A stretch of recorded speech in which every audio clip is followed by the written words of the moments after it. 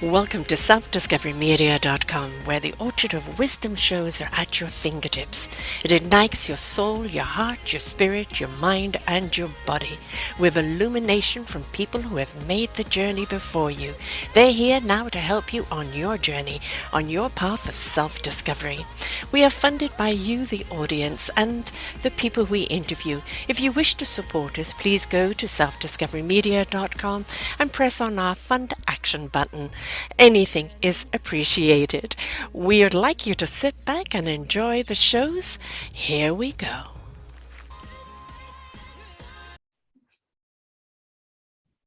Good morning, good afternoon, and good evening, everybody. Welcome back to another edition of Raising Our Gifted Children, right here on selfdiscoverymedia.com.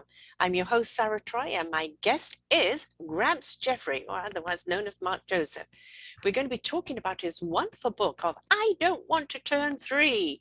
And he's a grandfather, his observations of grandchildren, as we were just discussing a moment before the show started, how it is a different approach when you are a grandparent, how you observe things in a different way than you do when you're actually a parent.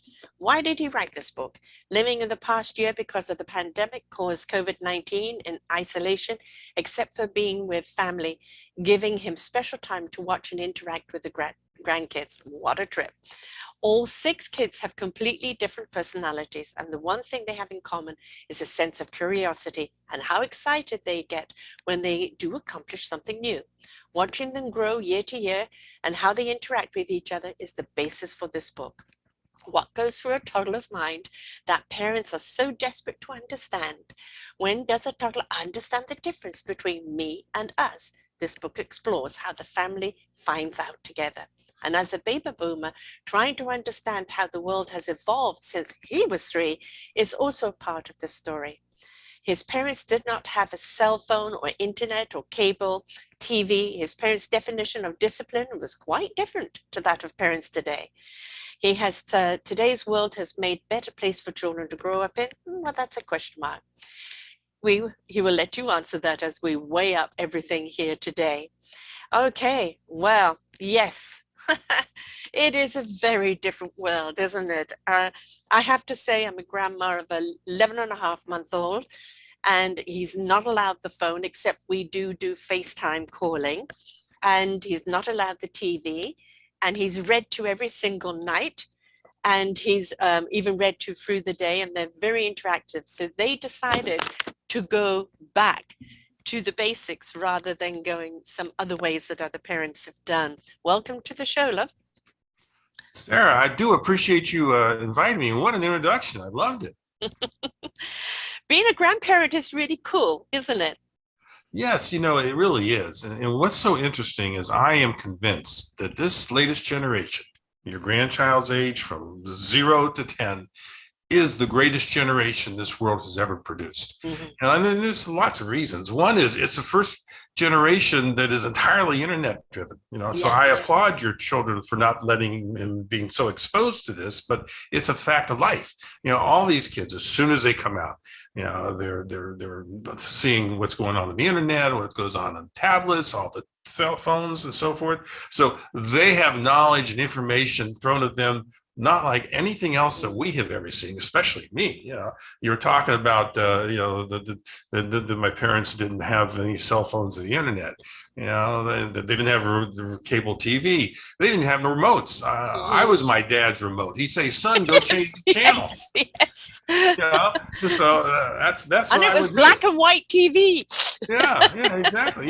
So this is a whole different world, and these kids that are coming up, they are going to take this world to a new level. I am thoroughly convinced. Yeah, so it's up to us as parents and grandparents, since we're both grandparents, that we've got to bring them all kinds of other things to complement this so that they do become the greatest generation. I totally and utterly agree. I mean, the technology, that it's going to be just an extension of who they are. Already he knows the phone is a form of communication. So when he's going to do FaceTime, he knows who you are, he's interacting with you, but also millions of pictures taken of him, and you can call him and you're turning around and you'll do a Zoolander. You know, he already knows, this is him being caught on camera. And if you actually show him the picture of himself, he's fascinated. But they've decided no TV and no handing him the phone, no apparatuses like that whatsoever. They want to teach him about nature, and but they do know that eventually he's going to get into, the cyber world, and that it's very much part of his life, but they want him to have the balance first of everything else before he gets there. And I applaud that, because we do see so many children being handed the cell phone or tablet way too young, and it's been shown to actually have a detriment to their brain and their development, accessing it too much and too soon. Well, it sounds like he already knows that technology is there to help you achieve your goals. So if he's already reacting to technology, he knows that. Yes. And that's what it's for. And we have to take advantage of that. The real backbone of this book is, the theme is, at what age do you begin to take responsibility for your actions? Is it 3 years old? Is it 13 years old? Is it 23 years old? I'm a baby boomer. I've got plenty of my contemporaries that are 63 that still don't take responsibility for their actions. Yes. So if we can teach your grandchild and all my children to start taking responsibilities for their actions, and they can use technology to help them achieve whatever goals that they think are great, this is going to be interesting, the way the world evolves. Yeah, it certainly is. And of course, we're right now watching a war unfold through social media. And through the power of social media, we're actually able to give a voice and be part of that empowerment against, the giant. And so, social media and internet and apparatuses between this show, on a computer, all of it has its place. But there is the balance in life. And as you said, when does a child take responsibility? Yeah, there are many, many people, especially baby boomers, who are still trying to kind of realize that their happiness lies within themselves, not an exterior thing. And I think a child needs to learn that too. He's already testing me, my little Roro, when he falls down and he cries, I will laugh and go, oh, now get back up. He's testing me. Am I going to pick him up if I cry? Is this going to be some way of getting some attention? They're very, very astute, and they know how to mold you as a grandparent or as a parent. And so we can teach them some responsibility, I think, right kind of from the word go. They're not necessarily going to comprehend it, but it's going to become part of their pattern. Well, we need to keep in mind that we, whether you're parents or grandparents, we are their role models. Yes. They will reflect what we do. So if I'm the mom and the dad, and I'm on my cell phone all day long, and I am scrolling all day long, or I'm watching TV or the internet, I can tell you that they're going to reflect, and that's how we're going to be. Yes. So I mean, think about it. If you're a parent and you to a 2, 3, 4, 5-year-old, and you say a cuss word, I can guarantee you that you're going to hear that back 3 or 4 times the rest of the day, because they imitate you, because you're the role model. Now, if you happen to say a cuss word and slips out, what you want to do very quickly afterwards is kind of deflect it by start giving the words that they think are great, like bananas or dinosaurs, or whatever it is that they can really relate to, so that they can not repeat that back to you. But you're the role model. Yeah. So if you sit down and read and do books and things like that, then they're going to do that. And that's why we have got to make sure that reading is a routine for all these real little kids. Because if you teach them young, then it should evolve as they get older. Yeah, I'm a huge advocate for that. And my daughter doesn't really allow me to do too much posting of him, but there was one picture of him reading a book. And, I know that a few minutes later he was trying to eat it. But, at that moment, it was the most perfect picture of a child engrossed in a book. And so it's had a lot of feedback on it. And we need to encourage that. But going back to the swear word, I have to share a story. I was pregnant with my son, and my daughter, I think, was around 15 months old. And we owned a restaurant at the time.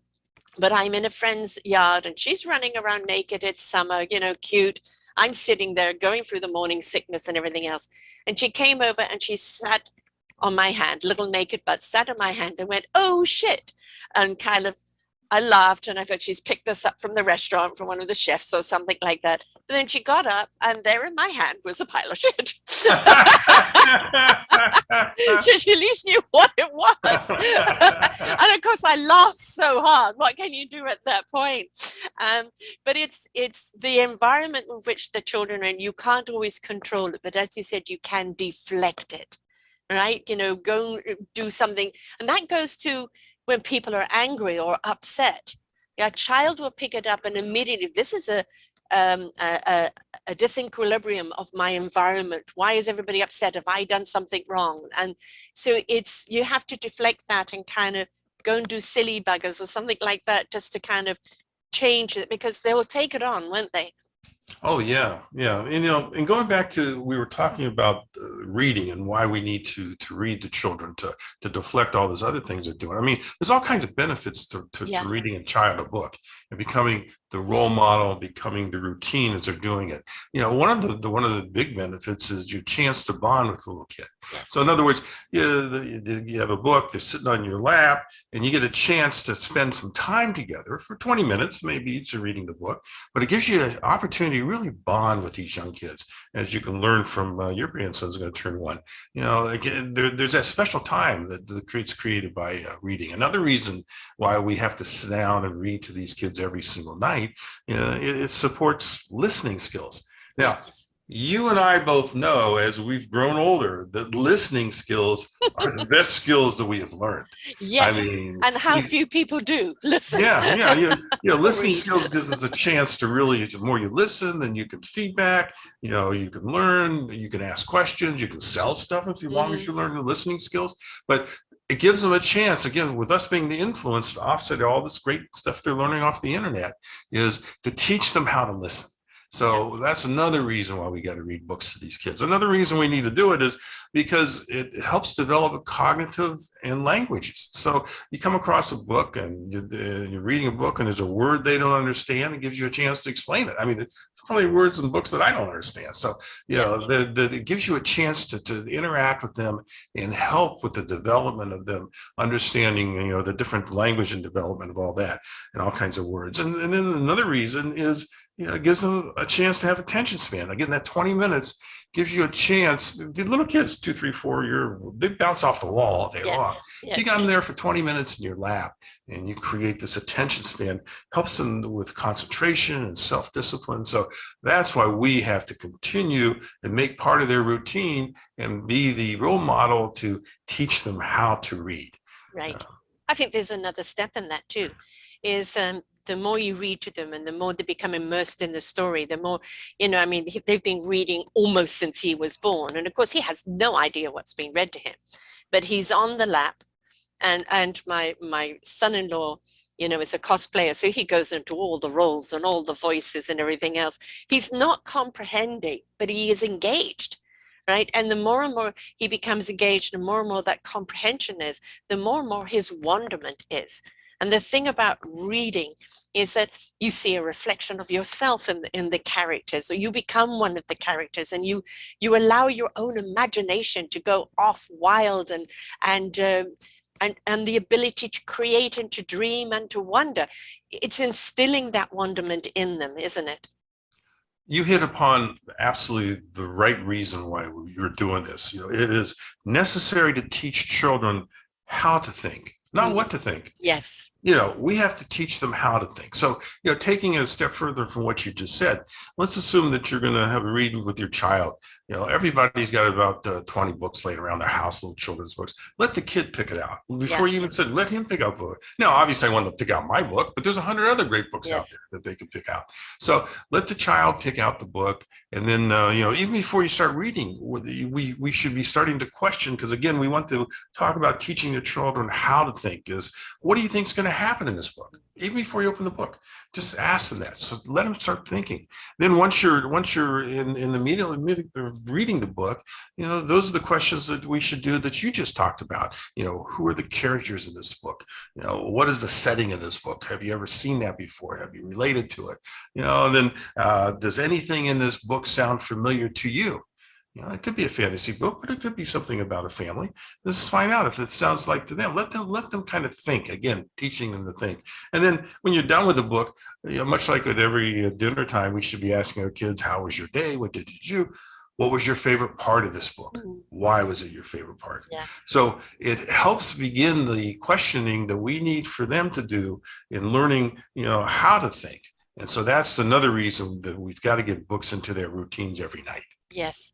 And you will find, a kid will have like a favorite movie, a favorite book, and they want it 300 times, and then that's it. One day, I don't want to read it anymore. I'm on to something else, right? But you could be reading the same book over and over and over again. But it's a challenge for you to deliver it in a different way, or even to ask the kid as they get older to interact with you, because they know the story by now, and step into a character themselves. There's so many ways that you can go with it. And it's just make it fun. I know that, both my daughter and her husband work, they're juggling times and time slot, etc. And he's not on a good sleeping pattern. So, you're lucky if you get the hour out of him, because he's a boy on the go all the time. He's up at 5 o'clock every morning. So are they, right? You have to do your best to carve out the time. And it doesn't matter what he's in bed at 7 unless they're away. And they're up there at 6:30 reading books and getting him ready for bed. And make it a routine, make it a pattern, make it a part of your life. And then they take a couple of hours for themselves before they go to bed. You just. Yeah, you talk about making it a part of your life. The world's changed so much, at least in my particular case. I mean, when I was young, and I grew up in the 50s and 60s, I grew up in a small town, and my uncle was up the street and my grandmother was a couple blocks away. So they were always involved in my life. So it was great. But as we grow older, and at least in my generation, I have very few kids around. I mean, yeah. They're scattered all over. I've got, I happen to be living here in Arizona in the US, and I've got a couple kids here, but I've got a couple of my other grandkids in Texas, a couple others in Florida. That's all over the country. And so the question becomes, with them scattered everywhere, how do you become part of their lives? What do you need to do? How can you make a difference? Because again, little kids 2, 3, and 4, they're not going to call you. They got other things to do. You've got to become part of their routine. So I'll tell you how we did it, and I'm sure your listeners can come up with other ideas too, how to stay in touch with some of the remote relatives they have. Is that I had them here, as you were describing at the beginning, that I had all 6 of my grandkids here for 6 weeks because of the COVID. We were all stuck together, which is great. And that's how I was able to write the book, because I had a chance to see them interact. And then the other 4 went home. And so, but the one thing I noticed is, for some reason, and it doesn't matter whether they're girls or boys, it's from 2 to 3, 4, 5, 6 years old, they all love dinosaurs. Now, it's their way. I found it's the way of little kids talking to each other, even strangers. They start talking about dinosaurs. They all know about dinosaurs.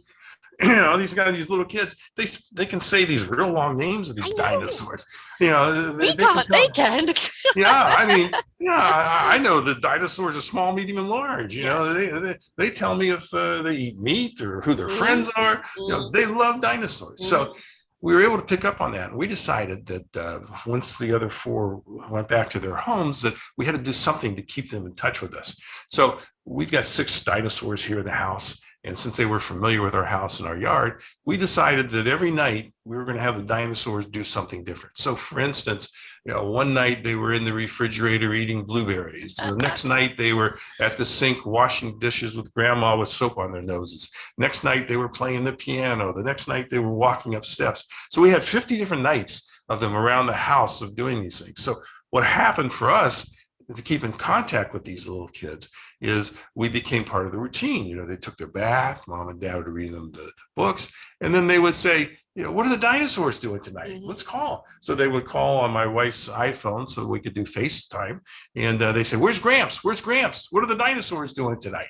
So that gave us a chance to keep in touch with our kids. Yeah. You know, I'm sure, again, your listeners have all kinds of other ways to do it, but it's very important because in today's world, with so many broken families and so many, you know, single parents, that it really does take a village to raise a child. It always has. It always has. You know, we've lost contact with that. We've, you know, it became so insular. The family just stayed in on its own. And no, we need that extension. It's too much just for a couple of people to raise all these children on their own. We do need that village. We do need our community.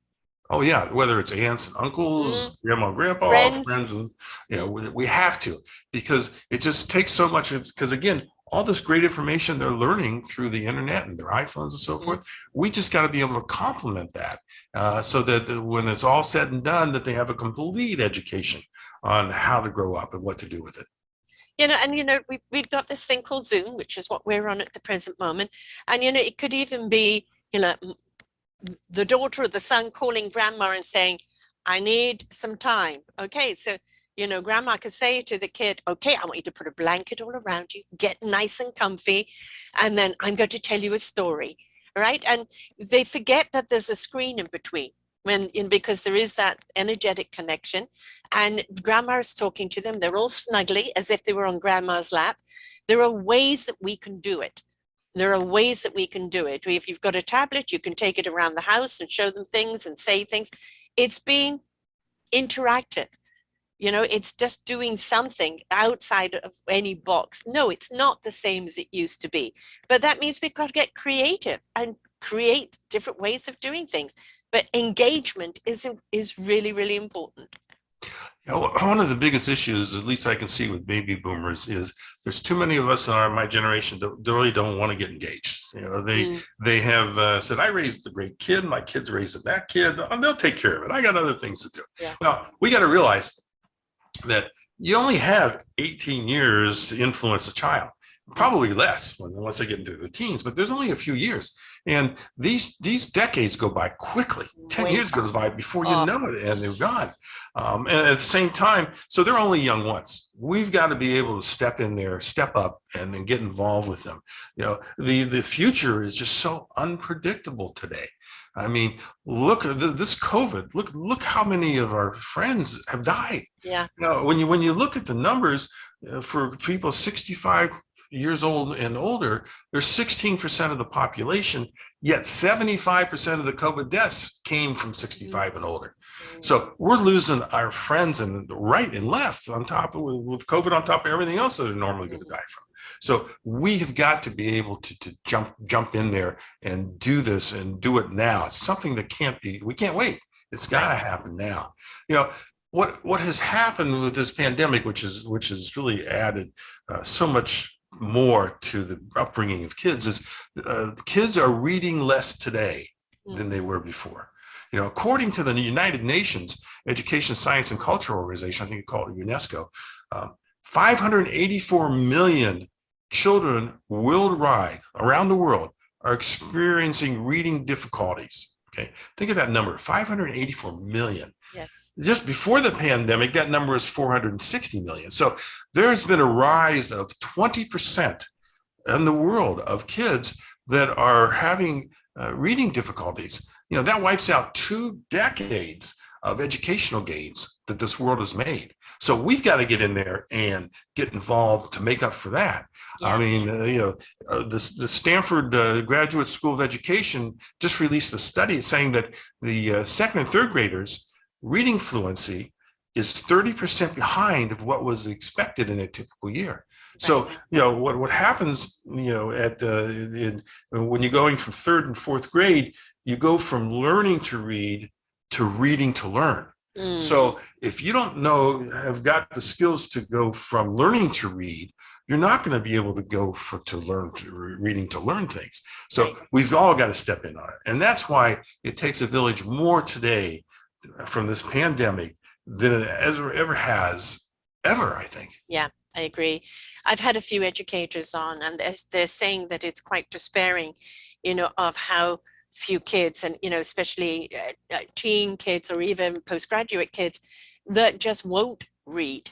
The trouble is with the apparatuses we have today, there has been a huge thing about the attention span, or if you haven't got them in 2 seconds, you haven't got them. And what we're doing is we're dumbing people down. We're just, if it's not instant gratification, then they have no attention for it. And that is, one of the negative sides of all of these wonderful internet things.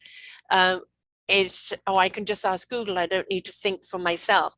And it's, there is no depth. There is no depth to wanting to know more. It reminds me of, I don't know if it was Twilight Zone or Outer Limits, but it was around a guy that couldn't have this chip in his head, when everybody had a chip in their head that was associated with the computer. So they didn't need to retain any information. They just asked the computer. This was before Google came up, by the way, right? And they considered this guy dumb. But nobody was paying attention to the computer. And when the computer broke down, nobody knew how to fix it because the knowledge hadn't been passed on. And so they all became dumb and he became the teacher, right? And there's a real lesson to be learned there. And that lesson is this is wonderful, all of these apparatus, they're tools. They're tools. You have to have that basic ability to search out knowledge for yourself. And that comes in reading, being inquisitive, wanting to inquire, to know more. And if we don't have that, the other skill that is being lost right now is writing, is literally handwriting. People are losing that.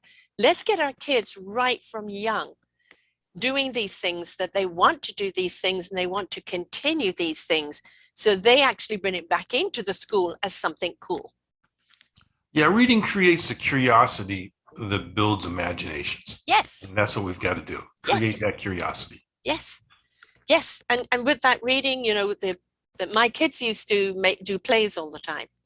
And so they had a box of clothes, and then it will be, okay, we're going to do this play, and out would come all this imagination, and it's from something they've either read or something they've seen, and it would be very, very creative sometimes. You've got to look at it and that was really good, because they pulled together all that wonderful imagination, and it's wonderful to see, to see where they go, what they think up of. They become our teachers if we're willing to learn along with them, right? Yeah, going back to, you were talking about the questions, that we should be asking our kids so that we can teach them how to think. One of the greatest questions I think that we as a society could ask every kid, and we can start asking it now, is, what did you do today that was nice to someone else? You can think about that. Yes. Yeah. And again, in my book, the kids are fighting over their toys and their trucks and all that. And so, but if you say to a 2 or 3 or 4-year-old, what did you do today that was nice to someone else? Initially, they're going to look at you. What are you talking about? Well, yeah, you could share your trucks. That would be nice to someone else. And I think if you ask that to a child every day, by the 4th or 5th day, they're going to say, I need to impress my mom and dad. What did I do that was nice? Did I open the door for someone? Did I walk an old lady across the street? What is it that I could do? But can you imagine this world, especially in today's chaotic world, that if everyone of this generation thought about what did you do today that was nice to someone else, how we would change the entire society? Yes, absolutely. Narcissism is on the rise, and narcissism comes from children that actually haven't been taught empathy or kindness or caring. They're still in that zone, me, myself. Everything is, I've got to be satisfied. I don't care who gets hurt as long as I'm okay. And we, our children are born that way because that's how we find out they're wet, they're hungry, they're this, they're that. They're only thinking of themselves, obviously.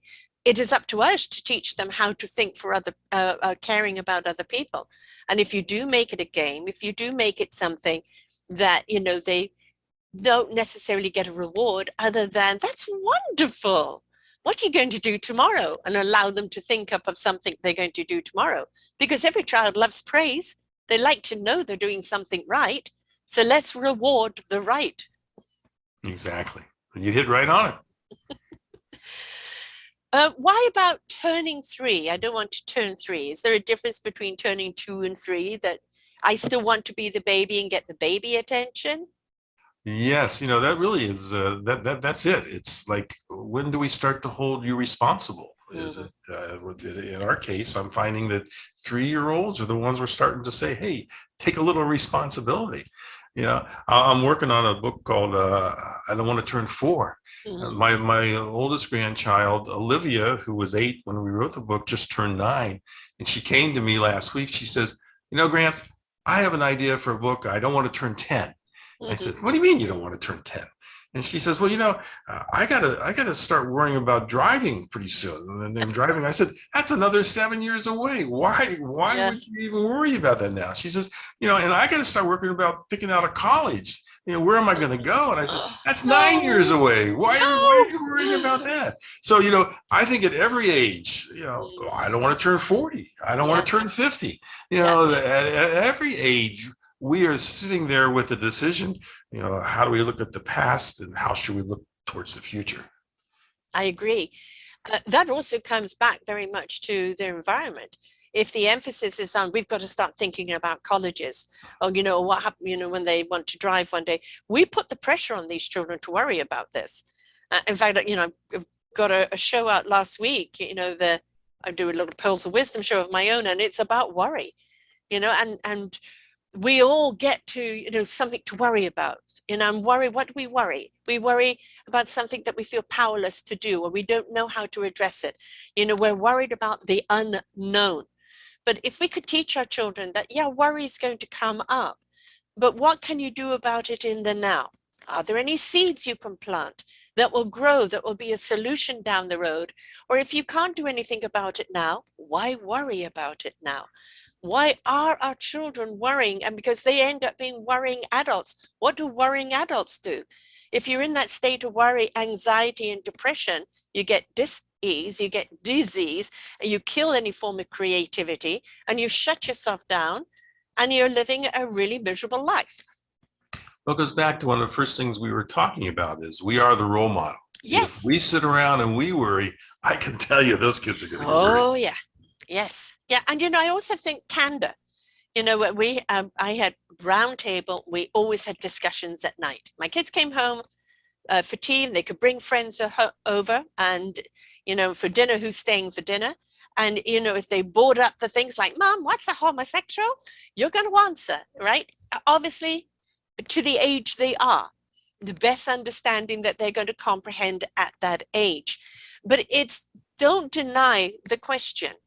Don't change the subject. They've asked the question, they're inquiring about it. You don't want them to hear something different from someone else, so address it. And I think the permission for our children to be heard, to feel comfortable enough to ask questions, to feel not belittled or reprimanded for asking the question, is going to build a much healthier adult down the road.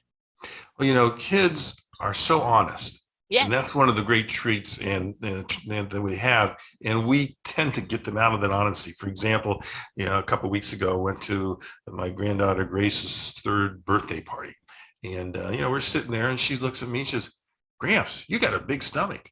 Nobody's going to tell me that. I know. Is it bigger than your daddy? She said, "Oh yeah, you got a big stomach."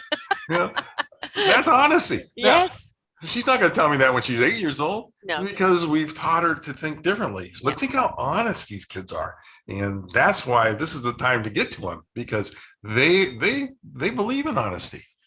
Well, I have a same daughter. She's always been the one to put me in kind of moments of like, is there a hole to swallow me up? We're in line at the community to sign up for her preschool again. And there is a person of color in front of me. And she goes, "Mommy, why doesn't that person wash?" Right. So you just want the world to swallow you up. The guy turned around and and he said, "Don't worry about it." I haven't heard that one before. And of course, I'm just, And then we're at an event, a performance, and the person, I don't know if he was a dwarf or a midget, but he was a small person. And Oh, she goes, Mommy, there's a budget person next to us. And he said, I haven't been called that before. Yeah, I'm saving on height, but she's been the one to put me in that position. And it's like, kids do say the darndest things. And it's, we do need to address it, that there is a different way of saying that. And that might hurt someone's feelings. We have to address it at that time of the correct way to say it. But we can't reprimand them for saying it, because they're speaking their honesty, their perception. Yeah, I mean, and we just need to build on it. And that's part of my book. The way it works in my book is they do come together. The father gets all the 6 cousins together, and they sit in a circle, talk about how they can start sharing. And Olivia says, well, we need to give all of our toys to the homeless kids downtown. And they all agree to do that. And so, they're influencing each other. And those are the kinds of events that we as parents and grandparents need to make sure happens in our kids' lives as well. Yeah. The thing about the art of giving, it's also receiving. When you know that you've brought a smile to someone, or you've made a difference in someone's life, there's such a lot of gratification in giving that you do receive. You receive joy from the giving. And if our children can learn that beautiful vibration very, very early, then it will be something they'll always want to do. What a way to end. We're not ended yet, love. You're in a hurry. I want more from you. So you've got the one book, you've got the next one coming up is Turning 4. So what's the difference between the 3 and the 4-year-old? It starts to, interesting that you say that in what we've been talking about, because they start to learn from their parents how not to tell the truth. And so that opens up a whole other can of worms. And how do we address that? Because, well, Mama told a lie. Exactly. You're the role model. So, how do we say to them, yeah, that's wrong, Mommy's bad?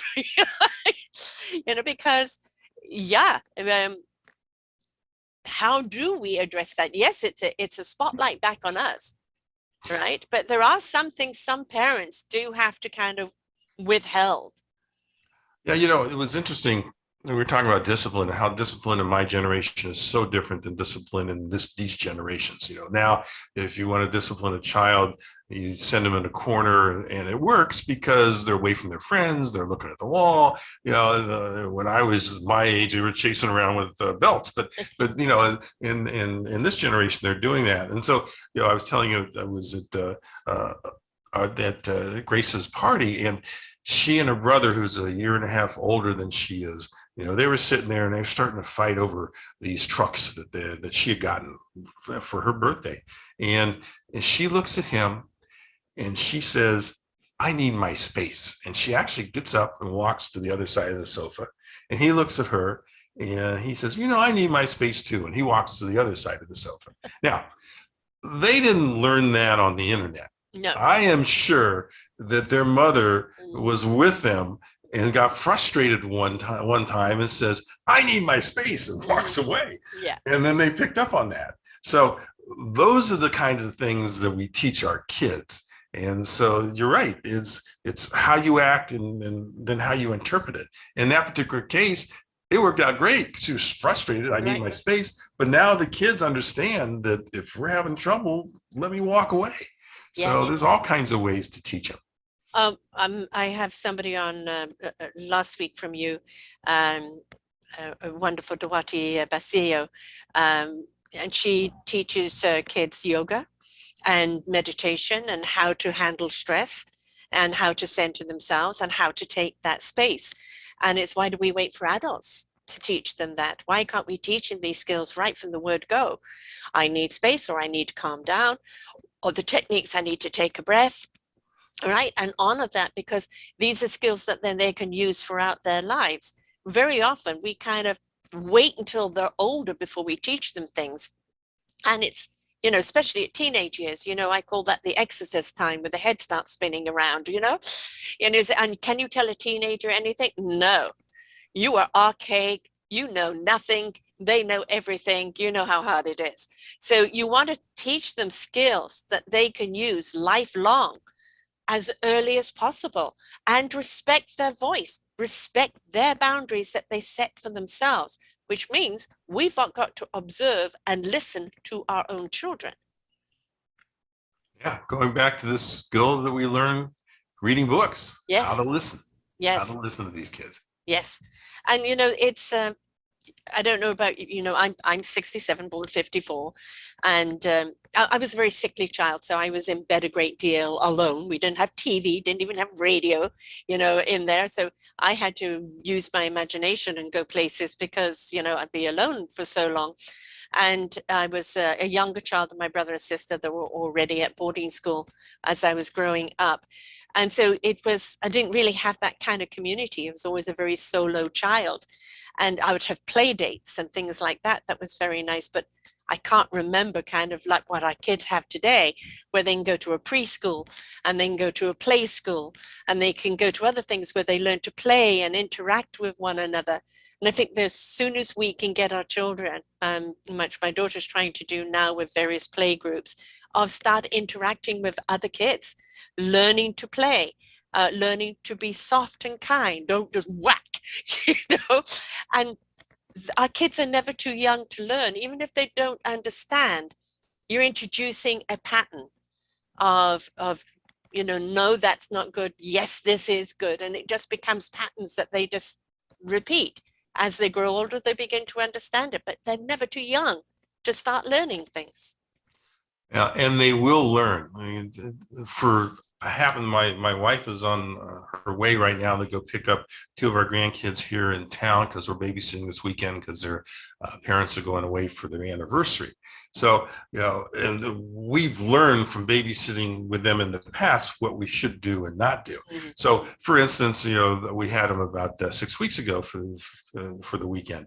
And so, one of the great things about being a grandparent is you can give them back. So yes. You can have lots of fun and give them back. And because they do have these memories, the things yes. you were talking about, yeah. They remember all kinds of things, good and bad. So we had a great time with them. We went swimming, we went played soccer, we watched great movies, we went to the museum, we did all the great things that grandparents do with children. But on Saturday night, Levi, who is 6, is a picky eater, and Grandma said to him, "Levi, you're going to eat this." And he says, "No, I don't want to eat this." And she says, "You're going to eat this. You're not going to be able to watch television the rest of the night." And so he didn't eat it. He didn't watch TV. Right. So we gave the kids back to their parents the next day. And Olivia said, "Oh, we had a great time. We went to the museum. I did this. We swam." But the only thing Levi remembered of that whole great weekend is, right. Grandma made me eat something I don't want and I don't like.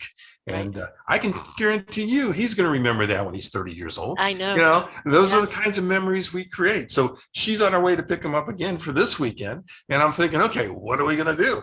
Are we going to have another issue with we're going to do something he's going to remember the rest of his life? Or can we do things that they're going to remember with a positive attitude, but we can also teach them at the same time? But I think it's also asked the question, well, what do you like to eat? I mean, we're imposing food upon them that maybe it's just not their cup of tea. They are allowed to have a preference.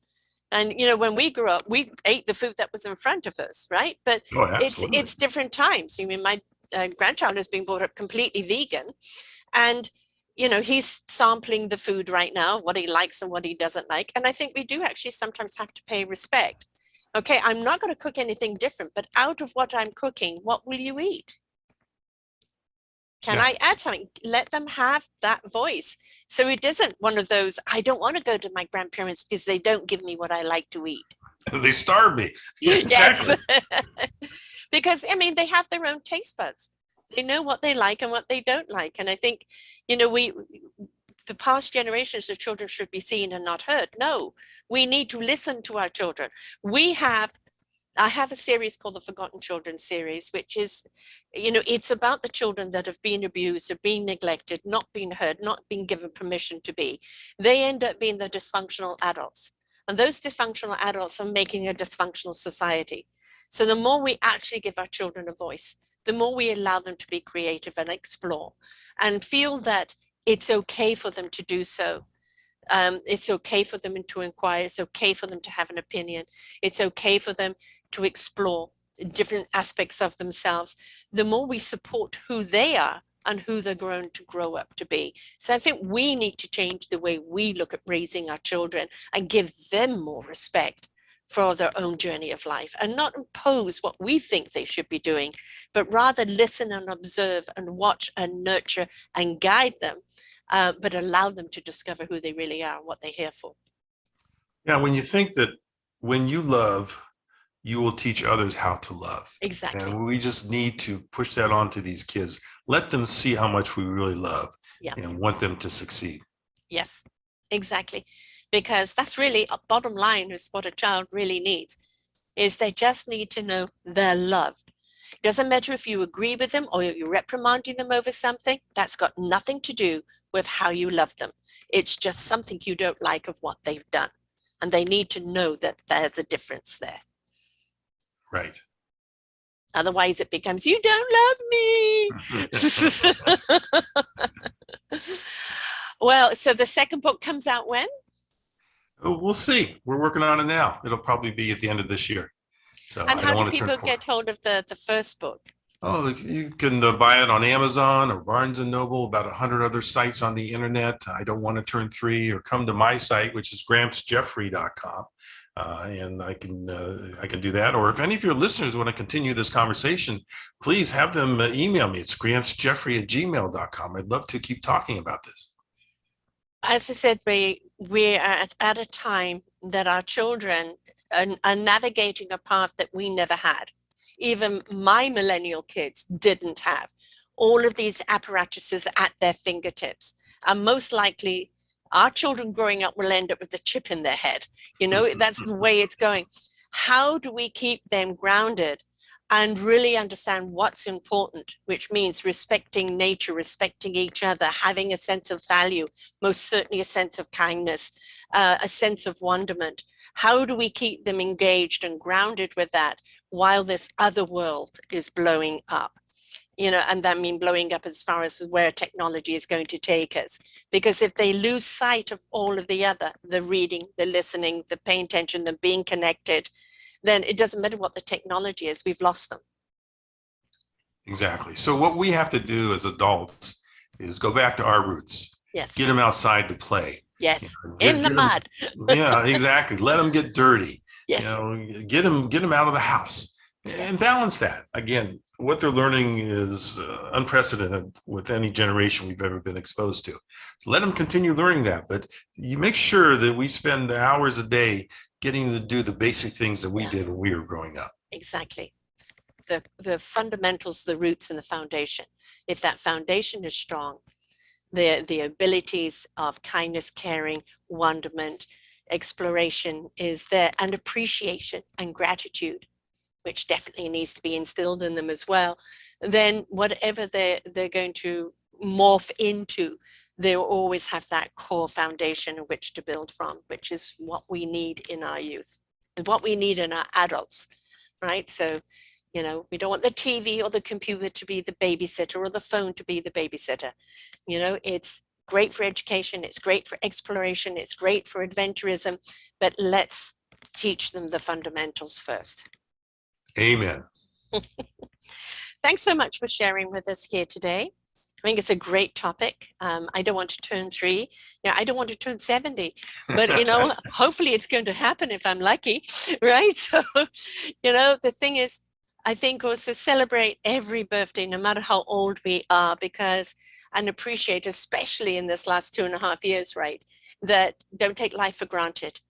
Always be grateful for what we have. Then if we live in gratitude, we won't always live in lack.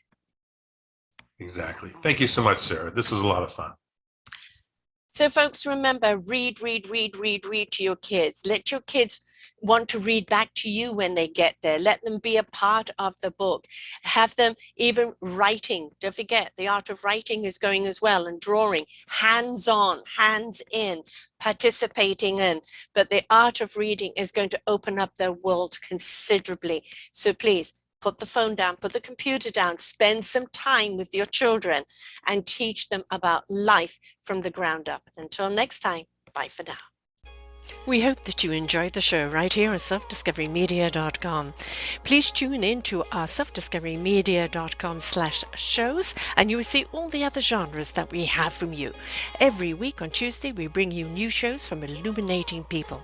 If you know someone that should be interviewed, please contact us at info@selfdiscoverymedia.com. Now stay tuned for your next show.